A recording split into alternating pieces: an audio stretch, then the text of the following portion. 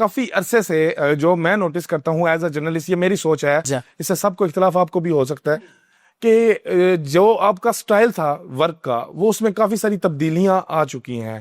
آپ جس بھی چیز پہ اٹیک کرتے تھے تو وہ فنش ہو جاتی تھی، وہ چاہے بڑے سے بڑا افسر ہو، کمشنر ہو، ڈی جی ہو، آئی جی ہو، کوئی بھی اینی ون.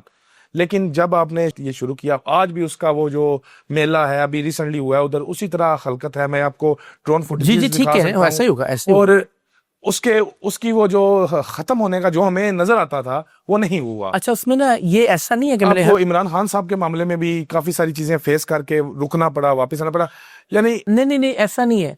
سر عام میں نا بہت کوئی فرق پڑتا تھا تو 5% ہوتا تھا. یعنی آپ نے ایک اوور آل اسٹیٹمنٹ دے دیا نا کہ ہمیشہ ہم چیز کو ختم کرتے تھے، ایسا نہیں ہوتا تھا. ہمیں تو ایک چھوٹی سی فیکٹری جو تھی نا، جو انتڑیوں اور چربی کو پگھلا کے گھی بناتی تھی، اس کو بند کروانے کے لیے 6 بار چھاپا مارنا پڑا تھا.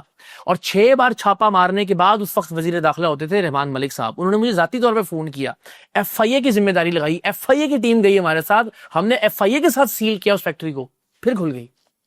تو یہ کبھی بھی نہیں ہوا کہ ہم نے جو کیا اس کو ہم نے ختم ہی کروا دیا. ہمارا کام تھا اصولی طور پر، شعوری اور فکری طور پر لوگوں کو آگاہ کرنا کہ یہ 2 نمبری ہو رہی ہے، یہ غلط کام ہو رہا ہے، شعور معاشرے کے اندر اجاگر کرنا. اور اپنے تئیں ہم نے ایفرٹ بھی کی، کچھ لوگوں کو، کرپٹ لوگوں کو ان کے عہدوں سے ہٹوانے کی، کچھ ایسی فیکٹریاں یا کارخانے یا جسم فروشی کے اڈے بند کروانے کی، یا اس طرح کے جو شرک کے اڈے ہیں بدقسمتی سے، شف جیسے معاملے میں، جس میں وہ جوتی اٹھا کے کہتا ہے کہ یہ قرآن سے نعوذ باللہ افضل ہے کا چیلا جو ہے، وہ ویڈیو موجود ہے، اس نے اس پہ رجوع بھی کیا ہوا ہے بات کے اندر. تو ہم نے، ہمارا کام تو یہ تھا، اس میں ہم نے ایفرٹ کی.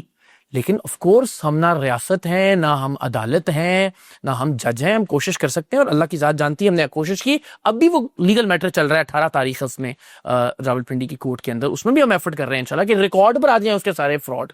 تو وہ بھی انشاءاللہ آپ دیکھیے گا، اللہ نے چاہا اس کا نتیجہ بھی کیا نکلتا ہے.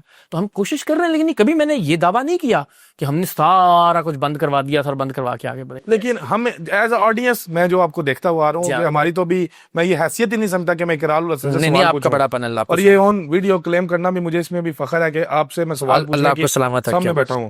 لیکن جو ہم دیکھتے آ رہے ہیں کہ اگر آپ نے 90 پروگرام کیے ہیں تو 70 میں ہمیں رزلٹ نظر آیا ہے. وہ شخص سسپینڈ ہو گیا. جیل میں ہمارے شہر میں ایک اسلحہ فروش کو پکڑ کے آئے تھے، وہ اس کو ڈیوٹی پہ نہیں دوبارہ انہوں نے بحال ہونے دیا کہ اس کو اقرار نے پکڑا تھا. تو اس طرح میں کہہ رہا ہوں کہ ایگزامپلز ہمیں دیکھنے کو ملتی ہیں. زندگی ہے جج صاحب، ایسے ہی ہے، کبھی کامیابیاں ناکامی سمجھتے ہیں شف کے معاملے میں. نہیں میں سمجھتا ہوں کہ جو جتنا شعور اجاگر ہوا اس سارے معاملے میں، جو 6-8 مہینے کی ہم نے مستقل کیمپین کی، پھر یو کے میں آپ تشریف لے جائیں، آپ کو اندازہ ہوگا کس طرح سے لوگ اس سے متنفر ہیں. بلکہ ابھی یہ شف صاحب گئے تھے ادھر برمنگم سے، شاید انہوں نے وہاں کے علماء نے ان کو بھگا دیا، وہاں پہ نہیں ایونٹ کرنے دیا. تو میں سمجھتا ہوں کہ کامیابی کا ہمیشہ یہ پیمانہ نہیں ہوتا کہ آپ نے 100% کامیابی حاصل کی ہے. آپ کا امپیکٹ کیا رہا، کتنے لوگ اس سے شعور اجاگر کرنے میں کتنے لوگوں کو آپ کامیاب رہے. مجھے لگتا ہے کہ یہ بھی، لیکن اس میں ایک بڑی پرابلم تھی شف والے معاملے میں.